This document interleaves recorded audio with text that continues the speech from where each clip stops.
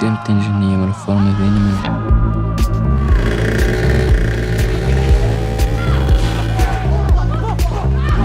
Samkvæmt skýrslum lögreglu hefur ofbeldi meðal ungmenna verið vaxandi vandamál á Íslandi. Vitum við raunverulega hvað í gangi í lífi barnanna okkar?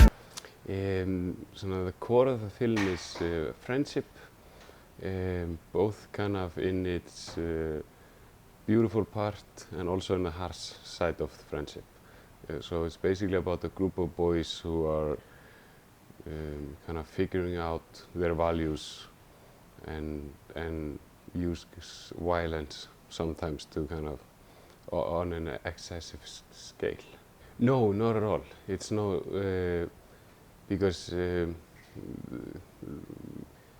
for me the film is about beautiful friendship, and those boys are all beautiful boys and have a very nice core to themselves, and I think it's quite visible in the film, like the support they give each other, both mentally and also physically,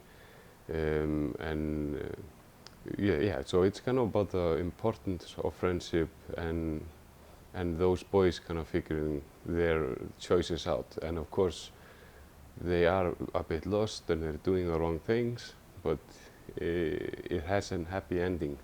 It takes a good journey, I think. Yeah.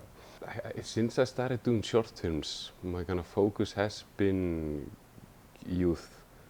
And for some reason I kind of keep being drawn to that period, and I think it's because it's such a contrasting period. You're kind of discovering so many elements of life for the first time when you're this age, and I had a quite turbulent childhood, and I was very aware that the grown-ups could only see part of our world and we could only see part of the grown-ups world.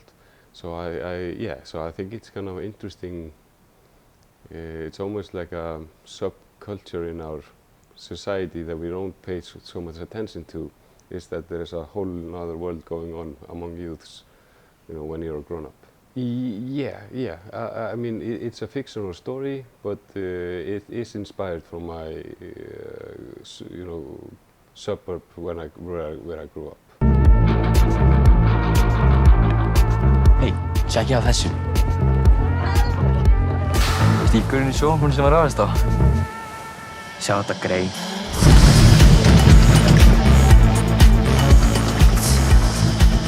Hverjir eru þið? Shit. Þeir eru vinir mínir.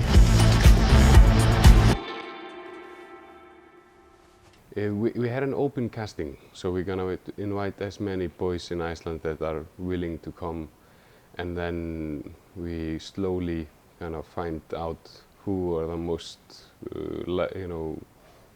possibility, like what's our best possibility to meet a friend group that kind of has a certain dynamic and kind of fits the script.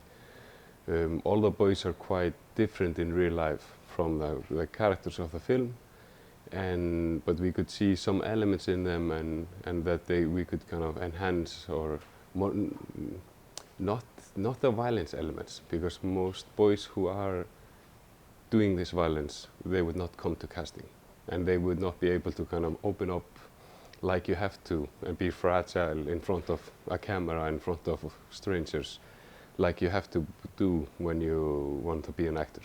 Yeah, it's our fourth project together. We did 2 short films and then Hearthstone in this. So this time it was very natural to work together. It was quite easy. We know each other. We know what we like.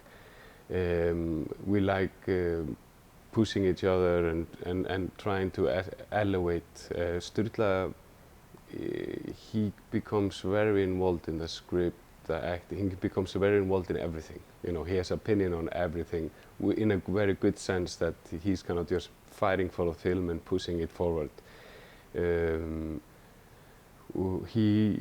me, Sturla is the kind of the invisible actor in the film, because we allow the boys to move around within the scene as they want, as long as they say their lines and do what they should do in the scene, but they're free to kind of move around and change every take with doing stuff a little bit differently to keep it fresh.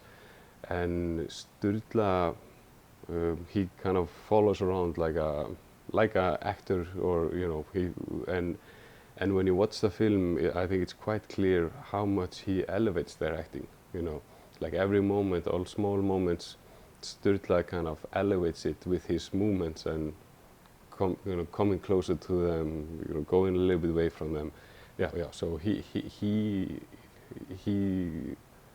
elevates the whole acting and visual part to a great level.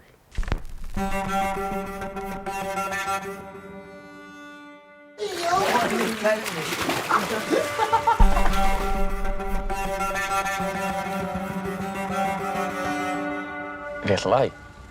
Líður bara ekki vel. Líður ekki vel. Mamma, komstu til mér í draumi í nótt? Mér líður eins og það sé eitthvað vont að fara að gerast. Svenni kominn aftur heim. The film is based kind of around 2000 in Iceland when I was growing up, and then teenage violence was a very big thing and quite common, among boys. It seemed to kind of go down for a while, for some years, but now it seems to kind of be growing again.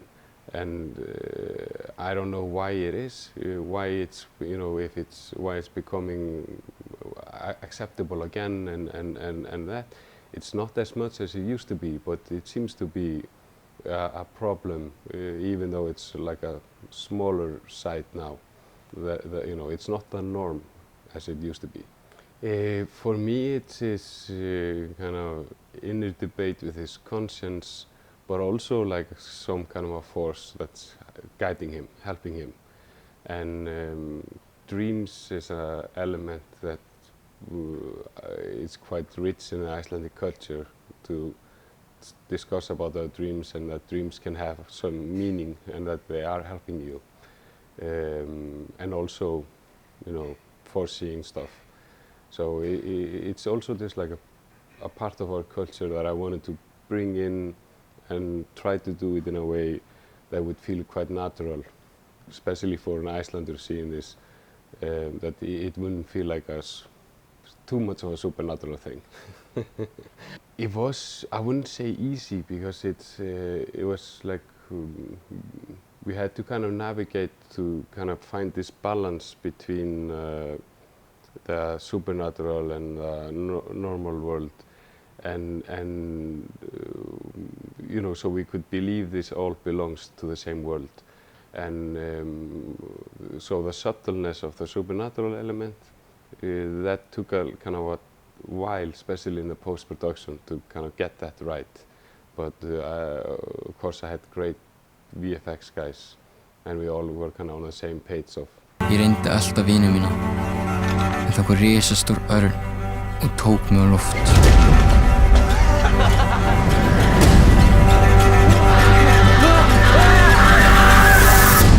Einu sinni dreymdi mig að ég var með vini mínum.